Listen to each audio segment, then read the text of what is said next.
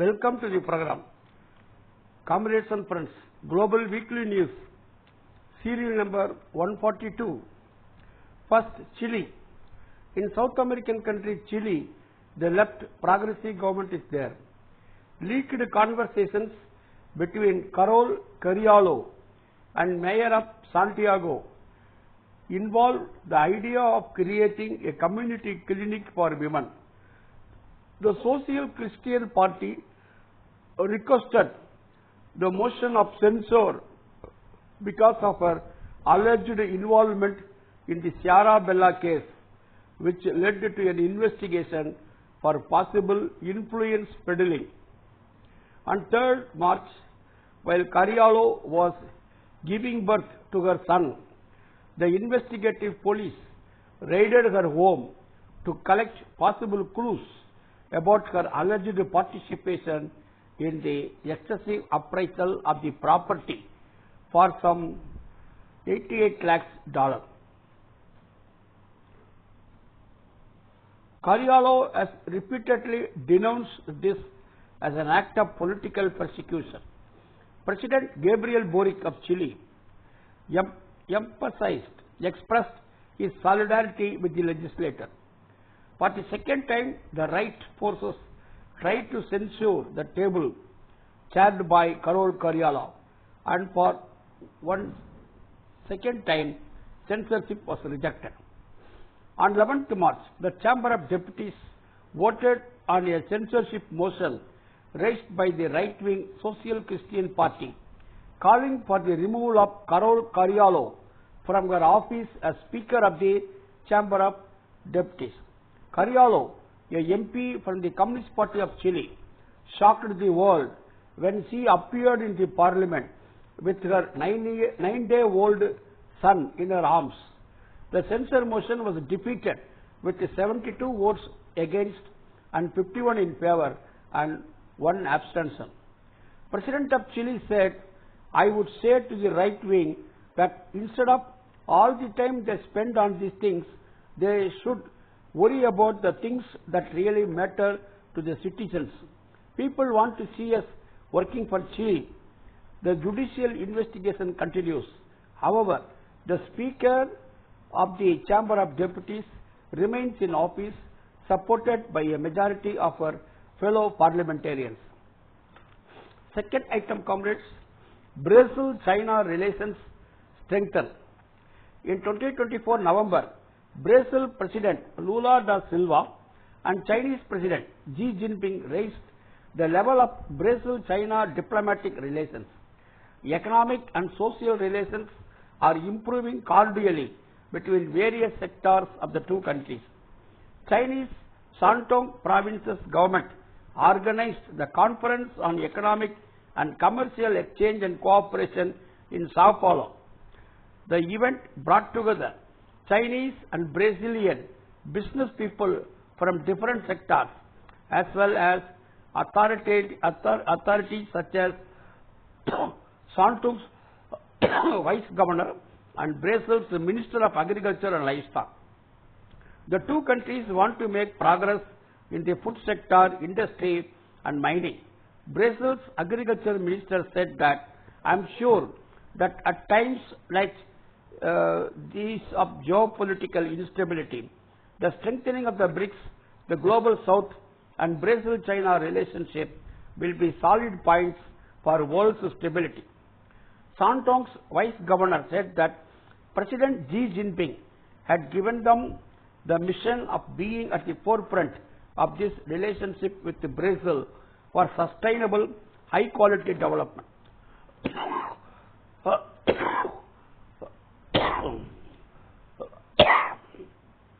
Shandong has plenty of industrial and financial resources.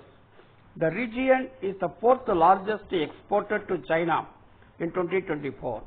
In the last year, the number of Shandong-based high-tech companies exceeded 35,000, and there are over 50,000 technical startups. The Shandong province has 350 shipping routes and has been the country's largest exporter of agricultural products for 26 consecutive years.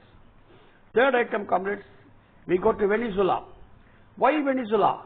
How the US tries to undermine democracy and sovereignty in Latin America is a new unique pamphlet edited by People's Dispatch editor Joey Alexandra that addresses this question through a series of articles from community organizers, journalists, and scholars. During Donald Trump's first term as US President, 2016 to 2020, he applied a maximum pressure policy against Venezuela, which included a blockade on Venezuela's oil industry, its vessels, its gold trade, its national airline. Some of the other attacks against Venezuela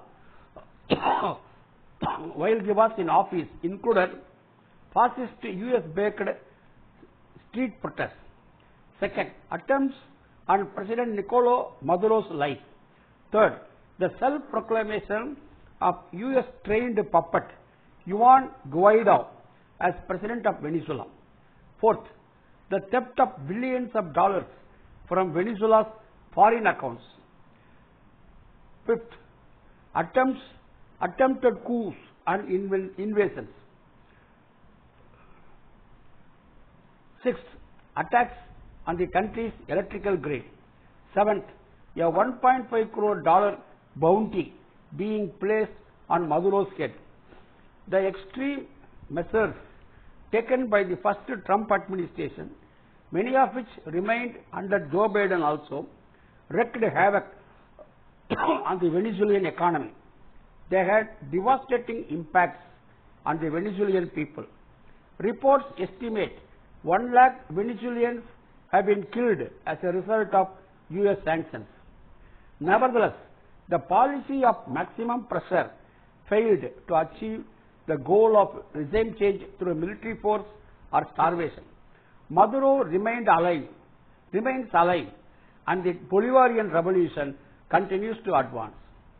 This has not deterred the US. US military bases are being built in the region. US Navy maintains a presence of some 40 miles away from Venezuela's shores. However, external and internal pressures continuously force the US to review and change its tactics. Though it publicly recognized opposition leader Edmundo Gonzalez as the president-elect, it de facto accepted the presence of democratically elected Nicolas Maduro.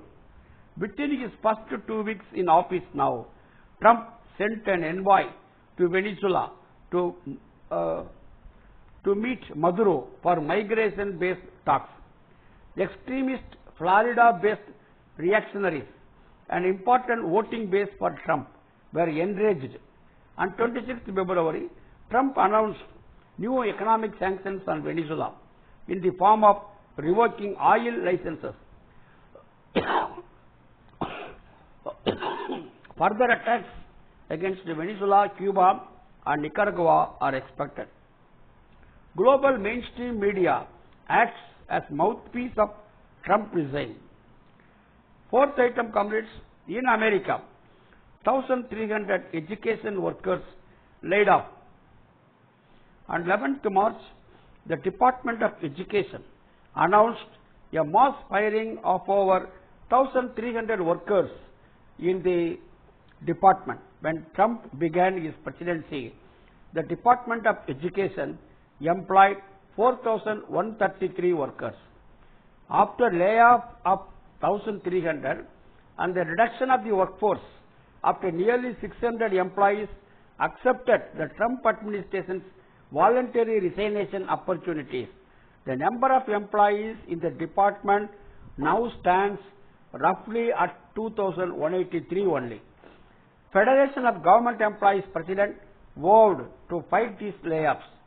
Trump and his administration have stated many times their intention to completely dismantle the Department of Education. Last month, Trump said that he had told his appointed Department of Education Secretary, billionaire Linda McMahon, Linda, I hope you do a great job in putting yourself out of a job.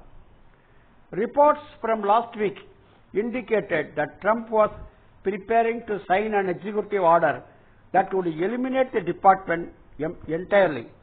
White House press secretary said the reports are fake news. Trump declared that education will be moved to states, but states will divert public education fund to private parties.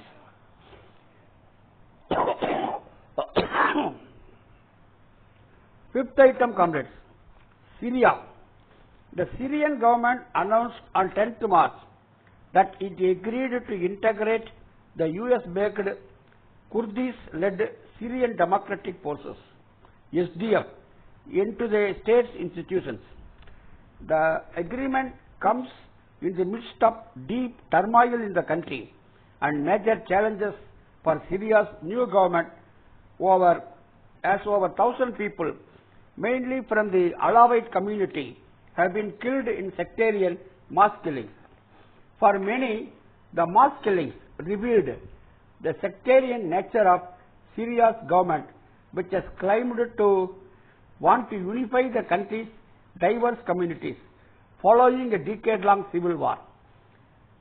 Integrating the Syrian Democratic Forces into the interim government institutions may indicate a prima facie control by the Syrian state on large tracts of land of northern and eastern Syria. The Syrian Democratic Forces have been supported by the US and worked in close coordination with the US in Syria during the civil war. Yet, close US ally Turkey has designated Syrian Democratic Forces as a terrorist organization that poses a direct threat to its national security. Nevertheless, Turkey's President Erdogan welcomed the agreement between the Syrian government, interim government, and the Syrian Democratic Forces on 11th March. He said that the agreement will serve the security and peace of Syria. Erdogan's position is notable and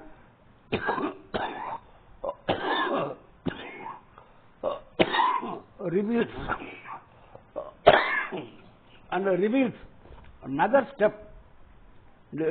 another deep contradiction of the politics of the US-led NATO.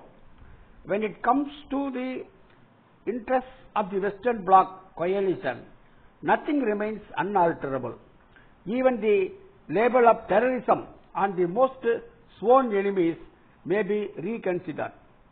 Due to the decade-long US-Syrian Democratic Forces alliance, their integration into the Syrian interim government is likely welcome news for the US and its allies in NATO. Thus, the Western Bloc seems to have made progress in expanding its influence across the West Asia region.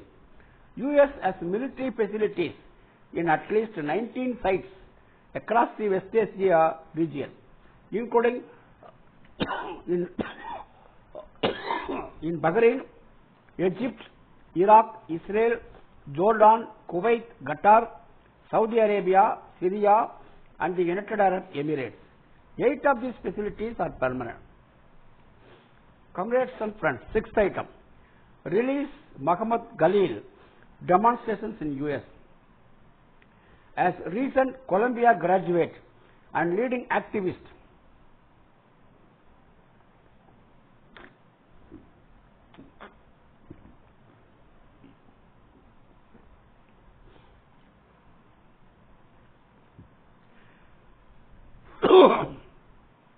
as recent Columbia graduate and leading activist in the Palestine Solidarity Movement, Mahmoud Khalil remains in detention in a Louisiana immigration facility.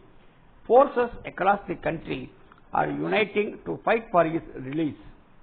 Last year, Khalil was a negotiator between student organizers participating in the Gaza Solidarity Encampment and Columbia University, fighting for their institutions' divestment from institutions that support the Israeli genocide against the Palestinian people.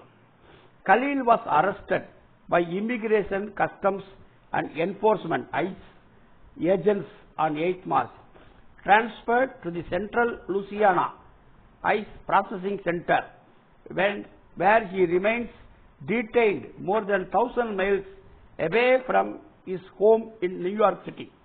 On 10th March, a federal judge in New York City ordered that Khalil not be deported while the court considered a challenge brought by his lawyers. Academics, activists, organizers, and artists have signed a letter calling for an end to Trump's attacks on immigrants and student activists. The Shut It Down for Palestine Coalition organized a rally and march in Manhattan, attended by thousands, calling for Khalil's release. Similar demonstrations were held throughout the United States, including in Washington, D.C. Trump wrote in a 10th March post, "We will find and deport the terrorist sympathizers among students from our country, never to return again." Secretary of State Marco Rubio commented on Khalil's arrest, claiming that they will be revoking the visas or green cards of Hamas supporters in America so that they can be deported. 7th items, comrades. Ban on Israeli ships by Yemen. Ansar Allah, that is Houthis-led Yemeni armed forces, announced on 11th March the resumption of the ban on Israeli ships passing through the Red Sea, the Arabian Sea, Bab al-Mandab Strait, and the Gulf of Aden due to Israel's continuous blockade of humanitarian aid to Gaza. The resumption of the operations came after the Houthis leader gave a 4-day deadline to the mediators of the Gaza ceasefire deal on 7th March to pressure Israel to allow aid into the Gaza Strip. The resumption of the operations began after over 10 days of Israel's full blockade on Gaza, banning the entry of humanitarian aid, including food, medicine, and fuel into the Gaza enclave. 8th items, comrades. European Union fast-tracks militarization. Ursula von der Leyen, President of European Commission, has recently proposed a plan to pump up $92,900 crore into European military capacities, drawing from a mix of national budgets, European Union funds, and private sector contributions. Centrist and right-wing parties said that the proposal doesn't go far enough in light of Donald Trump's return to the White House and the widening of disconnects between his administration and European governments. The only real opposition was voiced by the left, whose representatives rejected the understanding that security can only be achieved through militarization. Rearming Europe would eventually benefit U.S. arms manufacturers rather than the safety of European citizens. The left argued that the European Union's exclusion from Ukraine peace talks was a direct consequence of its dependence on the U.S. and the failure to prioritize diplomacy over military solutions. For building a safer geopolitical environment, it should nationalize its arms industry to ensure that no one profits from war. Belgium Workers' Party MP condemned the proposal, criticizing the decision to allocate hundreds of billions of euros for military spending instead of strengthening social protections or labor rights. European officials argue that arming against Russia is necessary. However, the German press reported that Europe has 4 times as many warships, 3 times as many battle tanks, twice as many fighter jets as Russia. The Greens Party insisted that European security concerns should not interfere with the green transition, but did not challenge the promise of increased arms spending. Social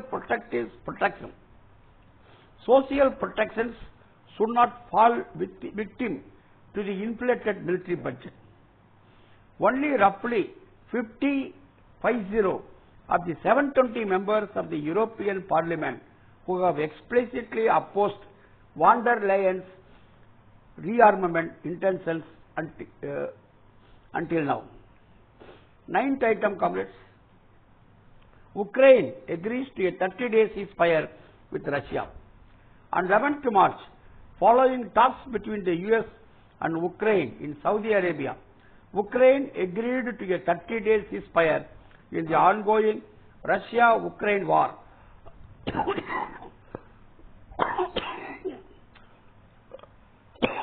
And the US agreed to lift a temporary pause on military aid to Ukraine and intelligence sharing between the two countries. This temporary stopover, occurred after a chaotic public confrontation between the leaders of US and Ukraine. The announcement comes only hours after Ukrainian forces targeted Moscow with the largest long-range drone bombardment since outbreak of the Russia-Ukraine war in 2022. In a joint statement, Ukraine and the US also agreed to conclude as soon as possible a deal regarding US control over Ukraine's vast mineral wealth. Some analysis argues that such a deal will effectively make Ukraine a US colony. Ukraine's mineral wealth is vast, with control